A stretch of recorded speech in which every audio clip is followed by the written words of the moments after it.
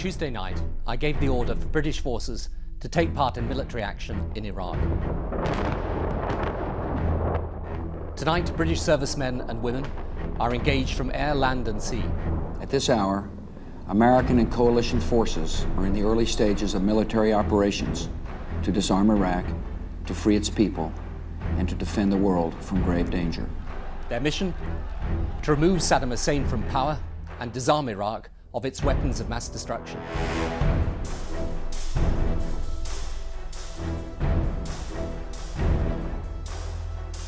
Nothing really seems promising in Iraq. Ladies and gentlemen, we got him.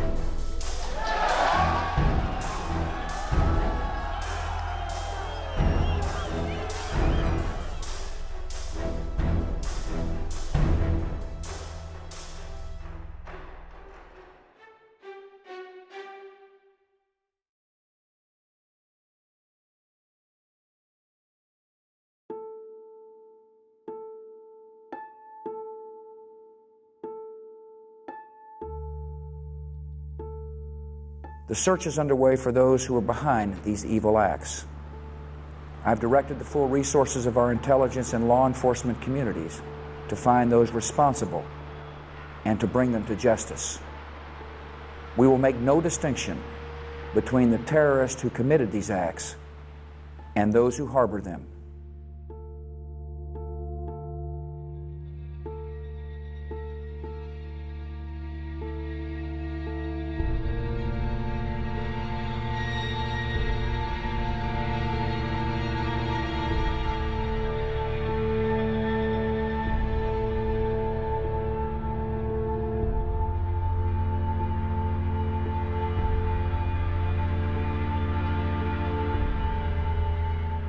A point in my life that changed my life significantly, and it was the beginning of other changes that then made me become the man that I am today.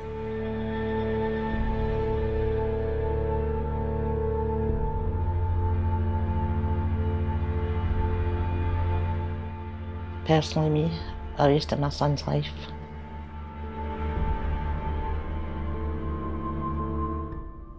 Yep, definitely a waste of Gordon's life.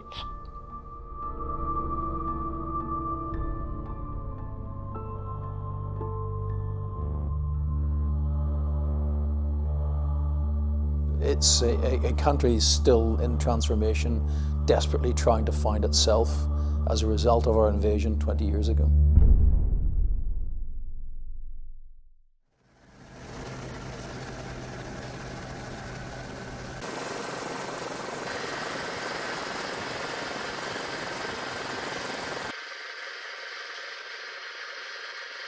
My accommodation was under the ramp. This is my company. It's Delta Company. That's me! Oh my God! Oh my God! Yeah, you can have that back. When I think about Iraq, I only have positive memories. And I don't know whether that's just like a development part of being, as you grow, you sort of push away the negative and you focus on the positive. But as soon as I saw that, it was the faces of those brothers in Delta Company and recognizing, oh God, they're friends from a different life. I like it. I mean, it's enjoyable. It's warm right there and then. It's warm. You're firing 50 cal machine guns. You can feel it in your body, and you know it changes the air around you when you're firing them. It's an exhilarating time. It's wonderful. Well, I had actually been posted to the Balkans in December of 2002, and it was the 28th of December, just after Christmas 2002, I got a phone call to say that I would be staying on in command of the battalion, and the battalion would be going to Kuwait with potential for taking part in a intervention in Iraq. And we were aware that the Saddam's regime was becoming increasingly desperate. It was becoming increasingly dangerous, but most of its anger was focused on its own people. but it was entirely isolated, the international regime. It had had the problems in the 1990s in the north with the exclusion zone for the Kurds, but these things were building. Saddam Hussein and his sons must leave Iraq within 48 hours. Their refusal to do so will result in military conflict, commenced at a time of our choosing. There was this build-up of, are we going to go to war? Are we going to go to war? But there's also this level of tension going on in each individual. And for me, certainly it was like, how am I going to act? Because I'd never done it before. How am I going to react? At that stage, one suddenly felt the reality of the situation and the realization that this was really going to happen. And it was still reasonably unclear as to what the plan was. So therefore, I felt it my duty to speak to the men of the Royal Irish Battle Group and tell them what I expected of them, what their country expected of them in the absence of direction from elsewhere.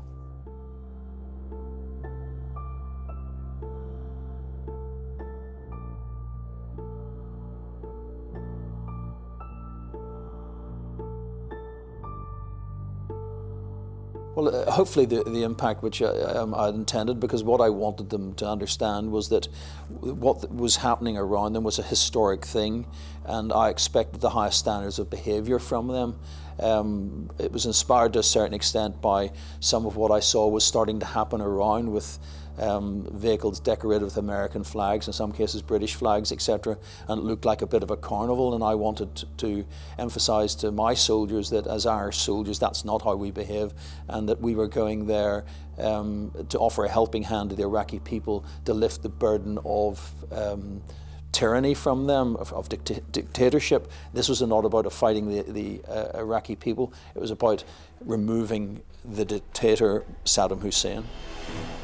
And you'd seen films like Saving Private Ryan and the Band of Brothers and other war films, and then there'd be people who were absolutely heroic, people who were stoic, and people who were fearful of their lives, and you don't know how you're going to react. So there was this level of tension of kind of imposter syndrome in myself of, am I going to act how I hope I will act? And then suddenly it happened.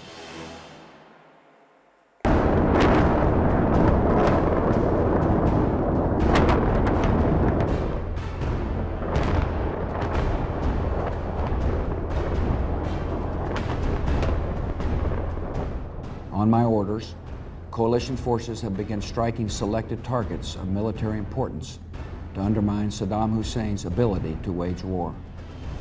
These are opening stages of what will be a broad and concerted campaign. I know this course of action has produced deep divisions of opinion in our country. But I know also the British people will now be united in sending our armed forces our thoughts and prayers. They are the finest in the world, and their families and all of Britain can have great pride in them. As so often before, on the courage and determination of British men and women serving our country, the fate of many nations rests. Thank you. This is going off, and you're thinking, okay. And then your sit gets called forward, and you pick up all your kit, and you feel this initial blast of cool air, followed by the heat of the engines. And then you walk around to the back of the Chinooks, and these engines are just pushing out like just this hot energy into your face. It almost blows you over, and there's nothing better than flying into battle either and actually landing. But as soon as you get there, you can hear firefights going off, you can hear mortars dropping. Boom! Now you've landed in hell. Boom! You'll hear a zip if it goes past you. And it'll go zip. This is proper war, as real as it gets. Got B-2 bombers up in the air, fast jets. It's just everything's there, and you're part of this big thing. The fact that human beings have conflict is terrible. The machine and that goes along with war is just wonderful. It just all works, and it all works in a sense of self-sacrifice. Coalition troops push deeper into Iraq. They say they're now halfway to Baghdad. Another key town under coalition control as troops head north to the capital. Baghdad is under renewed bombing.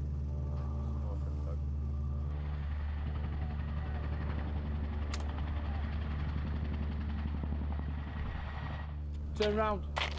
Kneel down. Kneel down. Down.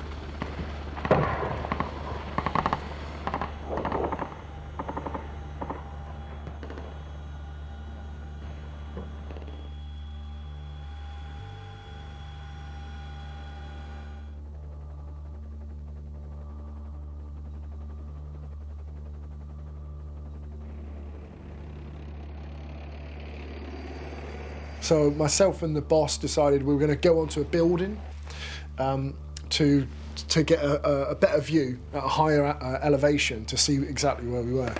And at that time we saw 3 guys about 200 metres away moving down an alleyway, who one had an AK, I think one had an RPG.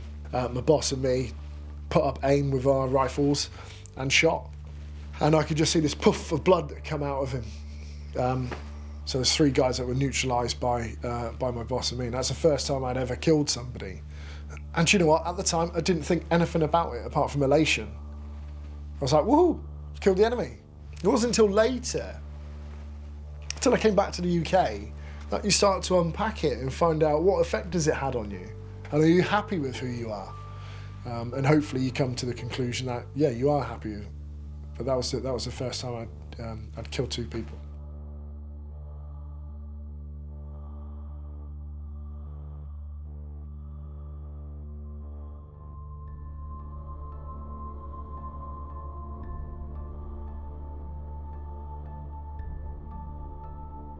One of the things to do was to rescue some of these vehicles that hadn't been destroyed. So I got my team to go to ground and cover me whilst I got out and ran into the ambush area that was still being hit by RPGs and machine guns. So I ran down the road, jumped in one of these vehicles. So you've got to start it and turn it around. It's like really hard to turn this past here, and all the while like bullets are flying off the dashboard down the road and RPGs are exploding. I managed to turn this vehicle around and then drive it back to where we'd left our vehicles. By the time we got there, the rest of the company had arrived. So I dropped the vehicle, screeched the vehicle to a halt, and I'm like, what's going on? It's like, I'm going back to get another vehicle, and I ran down the road. I got into this vehicle that was being hit whilst a quad exploded and a trailer full of missiles has exploded. The wreckage everywhere whilst all this fire's coming in. Got into a second vehicle, started it, turned it around, drove it back down, and then I got out of that vehicle, ran down, picked up the rest of the section, and then we made our way out of the killing area whilst we had a barrage of artillery that came in from British forces, which would then take out the rest of the surrounding ambush troops. That lasted 6 hours from us getting out of that vehicle to us coming back. That was probably the most exhausting day of my life. And nobody from our company died. Yeah, it was a day that I'll never forget. I think it changed me fundamentally, but it was certainly the beginning of a journey, a painful beginning, because it was, on reflection from Iraq, it was a tough time for me. But it was certainly the only place to start my journey into becoming the man that I am.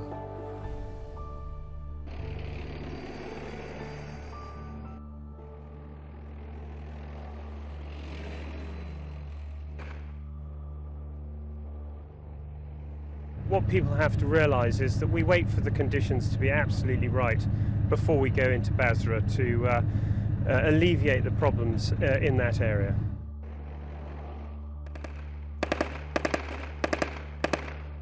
I wouldn't exactly say it's extremely scary, although so you flinch and then when the explosions are going off, the lads are getting quite used to it as it is. I think they're just quite excited and quite willing to go forward and clear this mess up as soon as possible.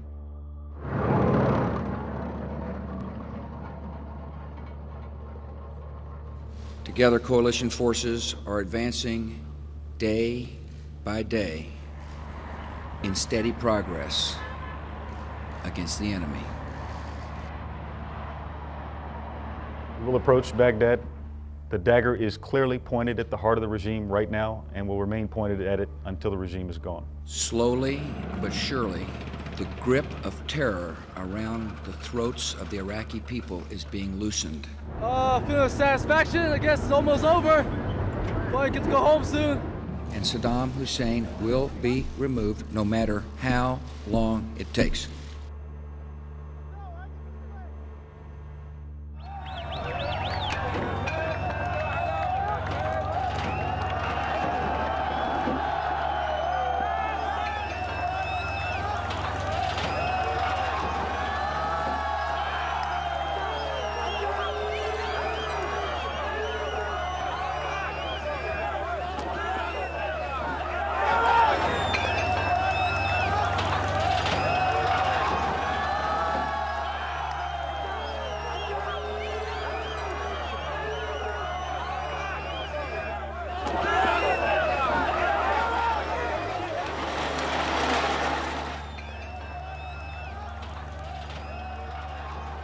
Major combat operations in Iraq have ended.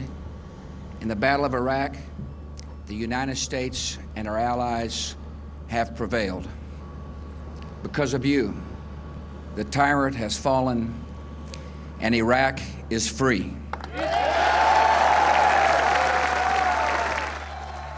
Well, in terms of a military operation to take territory, it was very effective. We were very quick, and their resistance was negligible, and there was very little loss of life, so you could almost say it was ideal. It was fast. What quickly became apparent once we had done all those things, there was no plan for the follow-on. What we found was that people were very welcoming. They were generally very angry towards their own regime, and by that stage, life had already been disrupted significantly for a couple of weeks.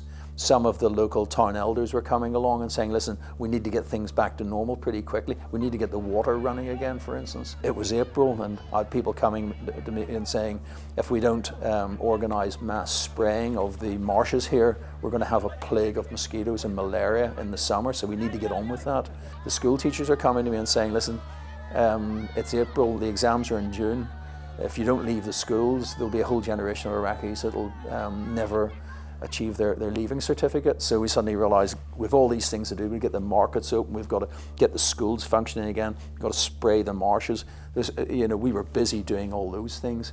So there's very little time to think about anything other than that. And at that stage, we were working very closely with the local Ba'ath Party officials who are very effective in helping us get things back on the road. But yeah, it was over quickly. And everyone came back. From my company, not necessarily everywhere else. And I'm glad for my mum and for the people who love me and for my company's mums and dads and the people that love them that we came back. I'm selfish in that. I'm glad it wasn't me.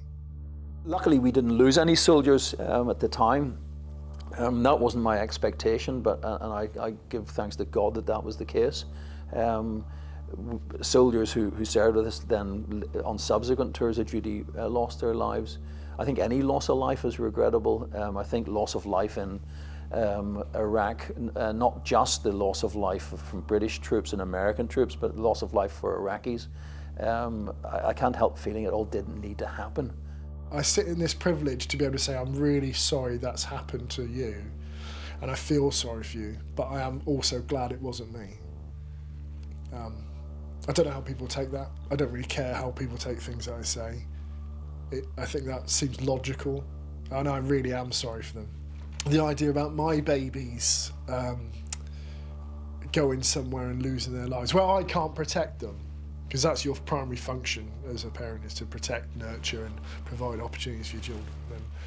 I can completely empathise and sympathise with those who have lost people, but I'm still glad it's not me. Gordon as a child, just what was he like? He was actually, he was a bit of a character when he was younger. Just funny. He was even when he was at his pals, he was a joker. Good humour. Or even when he was younger, if you looked for Gordon, you just had to look up a tree. My dad used to come by from work and Gordon would shout, "Granda." My dad would just put his hand up knowing that Gordon was up this tree in the street. But yeah, he was good natured. Never ever had any problem with him. Not one problem. He'd never ever mentioned joining the military. It's just that there was no jobs at the time and he had been looking constant, but there was nothing for him. And then he came in just out of the blue and says, "Mum," he's put his name down to sign up for the army. But at first I was like, "No, don't, please don't," because I heard so much horror stories about it anyway, and I watched the start of Iraq. But never think he would go there, but he's like, "Mum, it's something I want," so we did. We stood by him and we were proud of him. And then we seen him in his passing out day, and yeah, we couldn't be any prouder.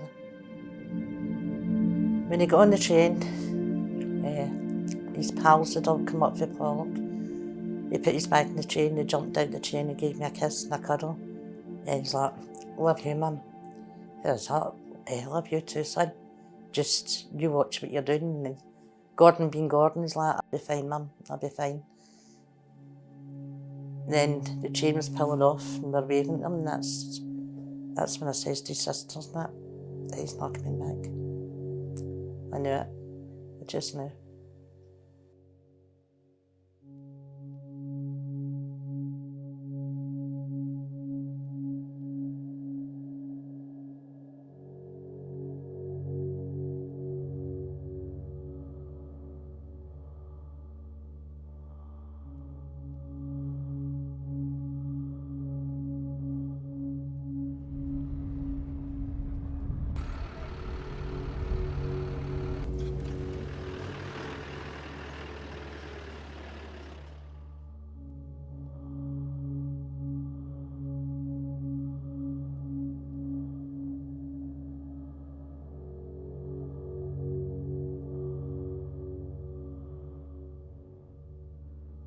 It was just a normal morning, and then I put the telly on, the news came up and it says a British soldier had been killed. I could see a young boy lying there, but I couldn't see the face, but I could see the boys working on him. And I'm like, Gordon always done that with his fingers. And I'm like, no, I'd have been told. And I kept thinking, God, some poor family's going to get this news that their son's been killed. And I went to work. And I found out 4 hours later that it was actually Gordon that was seen on the TV. But I still see that image every night. I still see the image of Gordon lying. I have got it in my phone and I can't delete it. I don't know why, but I just can't delete it. I can't take the picture off. Which is, I say, something you shut your eyes at night and you see it. That image is always there.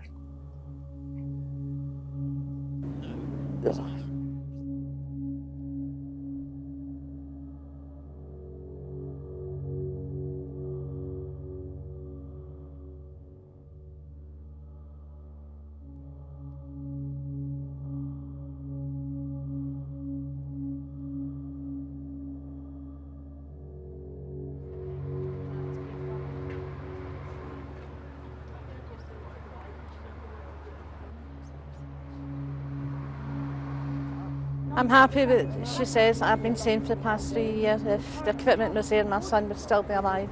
That equipment was only 900 yards away and they could have picked it up and put it on Gordon's vehicle. You wonder now, would he be married? Would he have kids? Many kids would he have? Or that hole in your heart will never heal. The tears still flow. That'll never happen.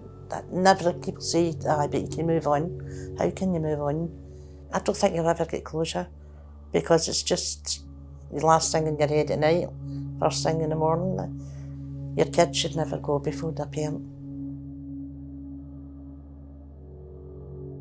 How much blame do you put on the Prime Minister at the time, Tony Blair? Everything. He murdered my son. As far as I'm concerned, he killed my son. He definitely killed my son. He's to blame. He's the one that sent them there.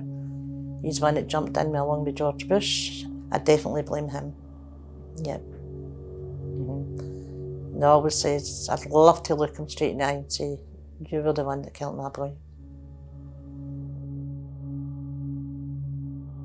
As I say every time I'm asked, I remain confident they will be found. Before people, let us say, crow about the absence of weapons of mass destruction, I suggest they wait a little bit, because there is a very deliberative process in place here.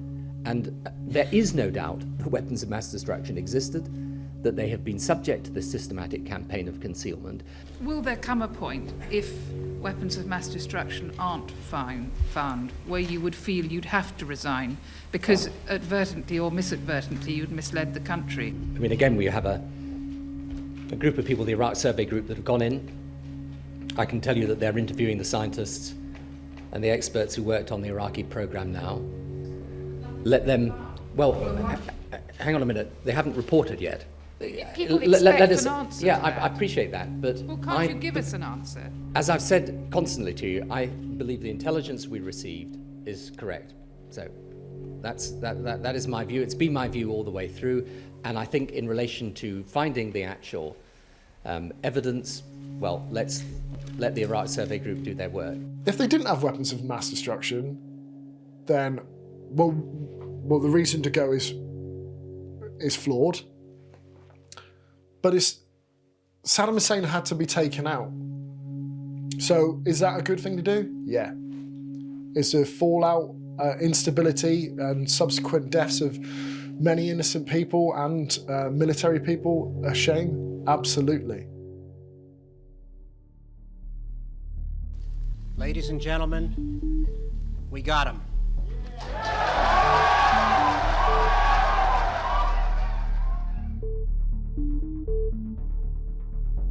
The shadow of Saddam is finally lifted from the Iraqi people. We give thanks for that, but let this be more than a cause simply for rejoicing. Let it be a moment to reach out and to reconcile.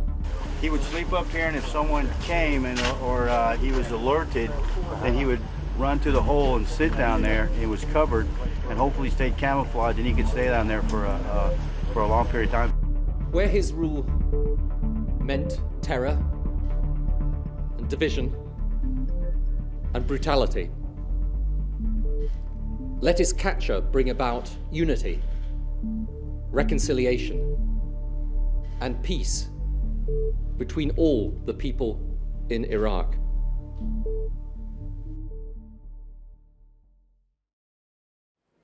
الحكم على المدان صدام حسين المجيد بالإعدام شنقا حتى الموت لارتكاب قتل العمد كجريمة ضد الإنسانية وفق المادة 12 أولا أليف بدلالة المادة 12 أولا ثانيا ثالثا رابعا.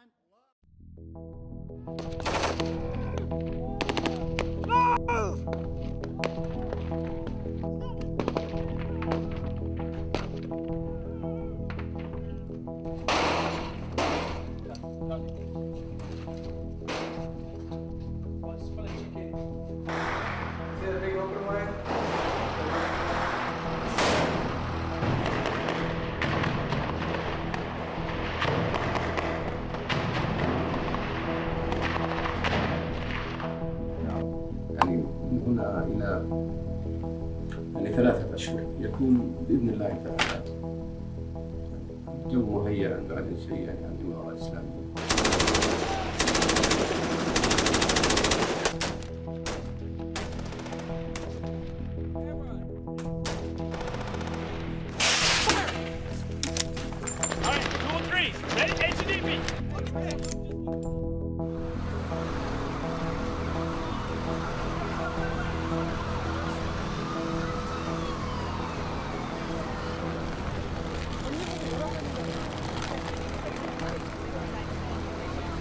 This has been a most terrible and tragic atrocity.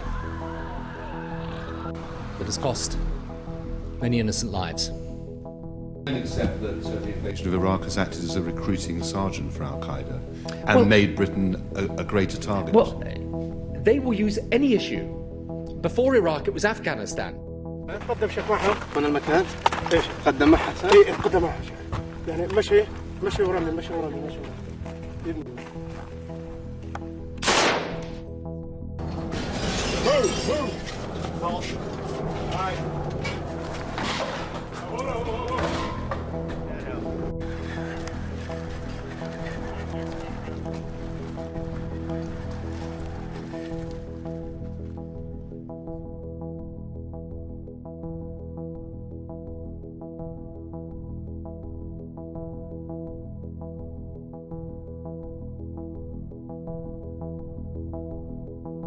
So, today, I can report that, as promised, the rest of our troops in Iraq will come home by the end of the year. After nearly 9 years, America's war in Iraq will be over. أمانة ثقيلة فوليت عليكم ولست بخيركم ولا أفضل منكم فإن رأيتموني على حق فأعينوني وإن رأيتموني على باطل فانصحوني وسددوني وأطيعوني ما أطعت الله. فلوجة فلوجة المجاهدين والأنبار أنبار المجاهدين إن نينوى وكركوك وصلاح الدين للموحدين.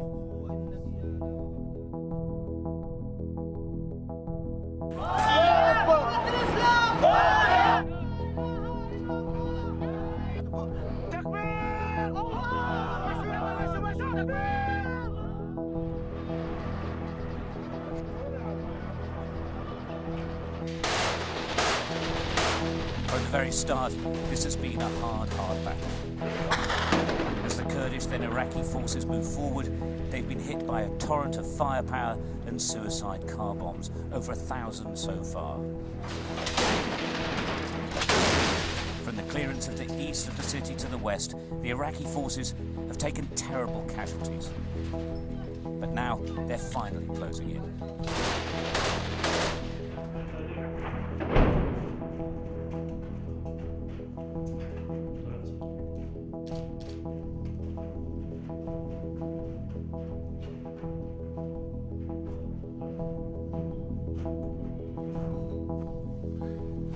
Last night, the United States brought the world's #1 terrorist leader to justice.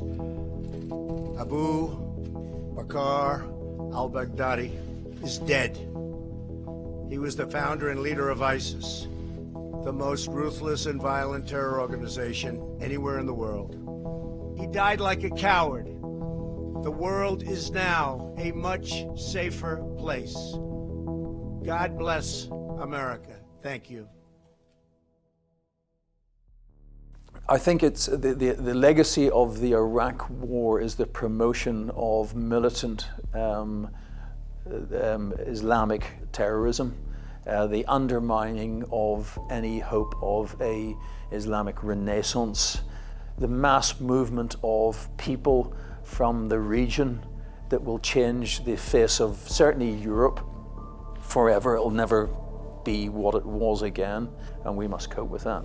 You know, what's happened is you've cut off the head of a tyrannical government, and therefore leadership's gone, authority and power's gone, and things naturally fall down. Well, it's going to take time for it to sort itself out. How we plan for our future, for our children, etc., has to take into account the wasp's nest that we have disturbed here, and the bad will and dangerous actors that have emerged from this. There's no going back now. We've got to deal with the hand we've got. It's a much more dangerous place for us. We stare into an abyss of potential global conflict. The world's a more dangerous place than it ever was in March of 2003 as a result of what happened in March 2003. We have concluded that the UK chose to join the invasion of Iraq before the peaceful options for disarmament had been exhausted. Military action at that time was not a last resort. We have also concluded that the judgments about the severity of the threat posed by Iraq's weapons of mass destruction, WMD, were presented with a certainty that was not justified. Despite explicit warnings, the consequences of the invasion were underestimated. The planning and preparations for Iraq after Saddam Hussein were wholly inadequate. I think any Prime Minister taking a country into war has got to be straight with the nation and carry it, so far as possible, with him or her. I don't believe that was the case in the Iraq instance. A waste of time. A waste of time. A waste of lives. Yep, definitely a waste of... It's not just Gordon's life, as I say, there's another 170 odd boys or whatever, girls, but personally, in my point of view, I think it was a waste. Gordon could have probably still been here, so, yep, a waste of life. As much as I was proud of him, and I seen him with that uniform on, I was proud of him, but I wasn't proud of the government at the time that took us into Iraq. Tony Blair will never, there's the only thing he'll ever be remembered for, is the Iraq War. As soon as you mention Tony Blair, people go, oh, Tony Blair, Iraq. Yep, it's the only thing that man will ever be remembered for. That's his legacy, Iraq. What's the legacy of Iraq? To be honest, I think it will be placed down as a useless war. Objectively speaking, it was a waste of time. I think it'll be a lesson, don't interfere with stuff you don't understand. If you're going to do something, you must be able to do two things. A, know what it is you want to achieve, and B, understand that which with you're interfering. If you don't have those two things, disaster. You will literally open a Pandora's box. And as we know from the Greek mythology, when Pandora's box of wonders was opened, against all advice, that which transpired could not be turned again. It could not be closed again. What more can I do than say to people, this is why I took the decision I did, and if you disagree with me, fine, but please stop saying I was lying or, I had some sort of dishonest or underhand motive. I had the motives I explained. There were no lies, there was no deceit, there was no deception, but there was a decision, and it was a controversial decision. A decision to remove Saddam and a decision to be with America. Because the point about being Prime Minister is you're the decision maker. You sit in the seat and take the decision. And your obligation to the country is to take it as you believe it to be.